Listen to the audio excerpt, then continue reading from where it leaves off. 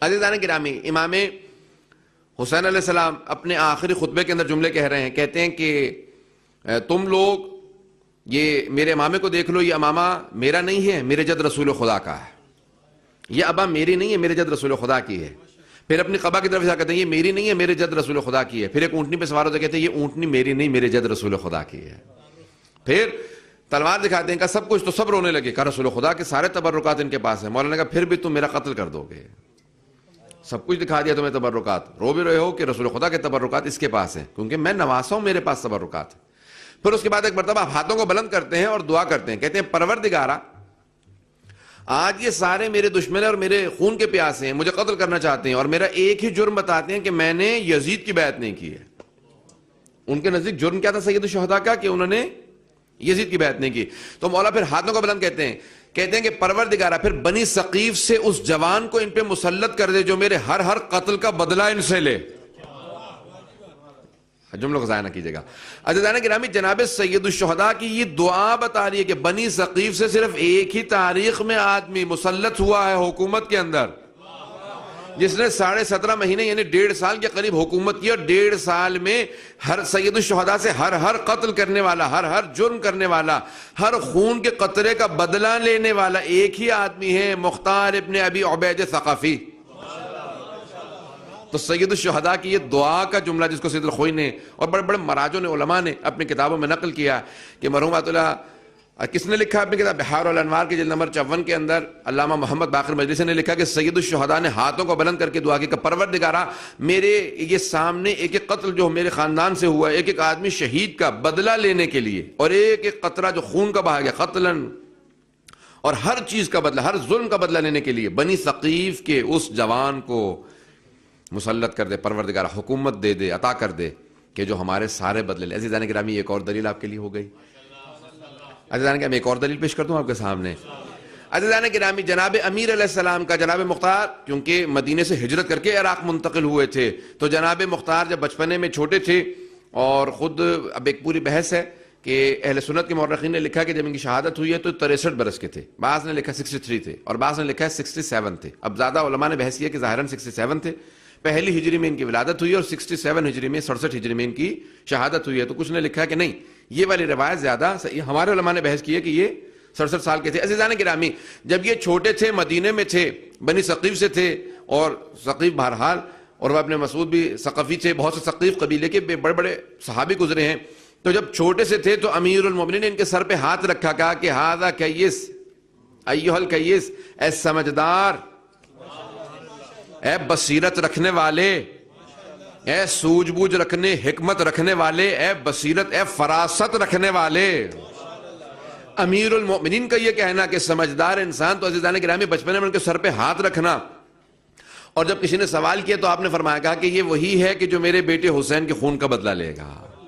تو عزیزان گرامی، یہ ایک اور دلیل میں نے آپ کے سامنے، آپ 2 دلیل ہو گئی، ایک اور دلیل پیش کرنا چاہتا ہوں، سننا پسند فرمائیں گے. عزیزان گرامی، خود ختمی مرتبہ سے سوال کیا گیا تو آپ نے اپنے زمانے میں، کیونکہ جناب مختار اس وقت بچپنے میں تھے، تو آپ نے فرمایا، کہا کہ ایک عنقریب وقت آئے گا کہ جہاں میرے نواسے حسین کو شہید کر دیا جائے گا، اور بنی ثقیف کا ایک جوان حکومت میں آئے گا جو میرے نواسے کے سارے ظلموں کا بدلہ لے گا. کہا کہ میں روز قیامت کو شفاعت کروں گا. عزیزان گرامی، ختمی مرتبت کے یہ جملے جناب مختار کی تائید میں ہیں، مذمت میں نہیں ہے.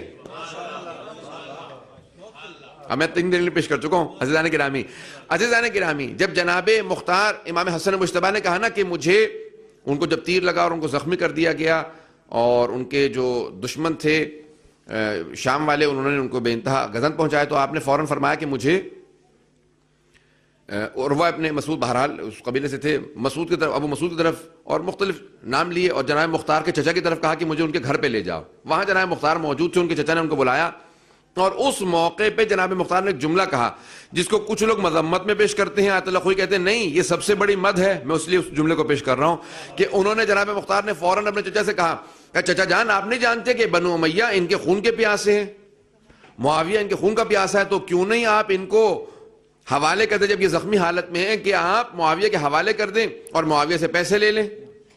تو اب سب نے کہا کہ تلواریں کھینچ کے کہا کہ مختار اگر ایسی کوئی بات کرو گے تو جناب مختار نے، کیونکہ وہ سارے کے سارے اس وقت ان کے رعایا تھے، فوراً کا چچا سے کہا کہ میں آپ کے عقیدے کو جاننا چاہتا ہوں، ان کے عقیدے کو نہیں جاننا چاہتا۔ تو جناب مختار کا چچا نے کہا کہ میرا ہرگز یہ عقیدہ نہیں ہے کہ میں وہ جو مجھ سے یہ امید رکھتا ہو کہ میں ان کے کام آؤں گا میں ان کے خلاف کام کروں۔ کہ چچا جان بس میں یہ دیکھنا چاہتا تھا کہ آپ کا عقیدہ حسن مجتبیٰ علیہ السلام سے متعلق کیا ہے۔ تو آیت اللہ خوئی کہتے ہیں کہ انہوں نے اپنے چچا تک پہ اعتماد نہیں کیا کہ آیا انہوں نے مجھے واقعاً بچانے کے لیے بلایا ہے، یا یہ خبر دے چکے ہیں شام والوں کو کہ جناب امام حسن مجتبیٰ ان کے پاس ہیں، کہ وہ اپنے سگے چچا تک کے اوپر اعتماد نہیں کرتے تھے امامت کے معاملے میں، کہ ایسا نہ ہو کہ امامت کے معاملے میں یہ خیانت کر جائیں۔ عزیزان گرامی، جو اس حد تک محبت کرتا ہو اس سے متعلق کبھی شک نہیں کرنا چاہیے۔ اور وہاں پہ خود امام حسن مجتبیٰ کا ان کی تائید کے لیے جملہ کہنا اور ان کے بلائے ہوئے حکیم سے، طبیب سے علاج کروانا اور کہا کہ ہاں یہ تیر نکال دے۔ عزیزان گرامی، یہ خود امام حسن مجتبیٰ کی تائید ہے جناب مختار کے لیے۔ سن رہے ہیں سب لوگوں کی توجہ ہے نا؟ مجھے بس یہ احساس ہو رہا ہوتا کہ تاخیر ہو چکی ہے، اس حساب سے میں پھر جلدی چل رہا ہوتا ہوں، ویسے میری رفتار زیادہ رہتی ہے، مجھے یہ احساس ہے اس بات کا۔ عزیزان گرامی، ایک اور دلیل، یہاں تک کہ حضرت امام زین العابدین علیہ السلام کے صاحبزادے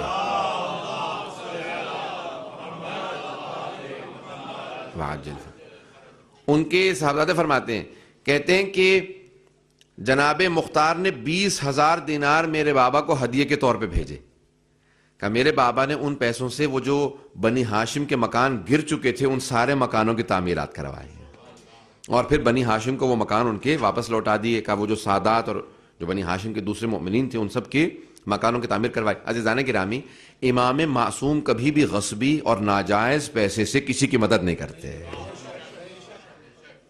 تو عزیزان گرامی، امام سجاد علیہ السلام کا اس ہدیے کا قبول کرنا اور پھر ان سے سادات کے مکانوں کی تعمیر کروانا، یہ جناب مختار کی مدح میں آتا ہے، ان کی مذمت میں نہیں آتا۔ ہم ان ائمہ اہل بیت علیہ السلام کے ماننے والے ہیں کہ جن کے پاس اگر کسی نے خمس کے پیسے بھی غصبی پیسوں سے بھیجے تو امام نے کہا یہ واپس کر دینا، قبول نہیں ہے۔ کیا کہ لیکن مولا سے خمس نکال دیا، امام نے کہا اگر کوئی کسی ہمارے شیعہ کا مال غصب کرنے کے بعد پیسے نکال کے بھیج دے ہمیں قبول نہیں، اسے واپس کر دینا۔ عزیزان گرامی، حضرت امام زین العابدین علیہ السلام کا ان پیسوں کا قبول کرنا اس بات کی علامت ہے کہ وہ انہیں غصبی نہیں مانتے تھے۔ بات واضح ہو رہی ہے عزیزان گرامی؟ تو جناب مختار کا آئیں ذرا ایک اور میں دلیل پیش کر دوں۔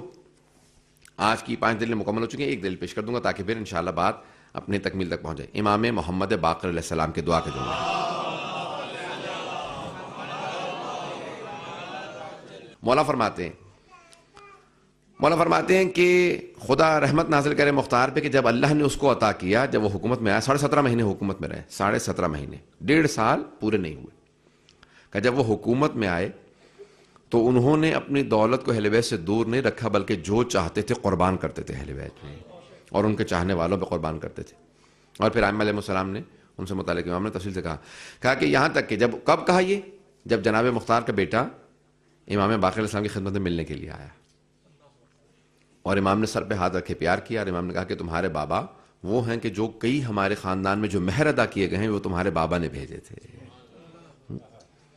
جب بعد کا شادی ہوتی تھی بچوں کی شادیاں ہوتی تھی تو ان کے مہر جو ہیں ادا کیے گئے جناب مختار کے دیے ہوئے پیسوں سے۔ ائمہ علیہ السلام غصبی 1 درہم قبول نہیں کرتے، جب تک پیسہ پاک نہ ہو ائمہ قبول نہیں فرماتے۔ عزیزان گرامی، اگر کوئی اپنے بچے کا مہر ادا کر رہا ہو ان پیسوں سے تو امیر امین یعنی 5 امام صاحب کا یہ جملہ بہت بڑا جملہ ہے۔ میں آج جب پڑھ رہا تھا ساری دلیلیں دیکھ رہا تھا، بہت سے بحثیں پڑھی، ہر بحث پیش کرنے والے نہیں، ممبر پہ مختصر سے میں نے آپ کو جتنا خلاصہ کر کے پیش کر سکتا تھا عزیزان گرامی میں نے خلاصہ کر کے بحثوں کو پیش کیا۔ عزیزان گرامی، جناب مختار سے متعلق ائمہ علیہ السلام نے بے انتہا ان کی مدح کی ہے۔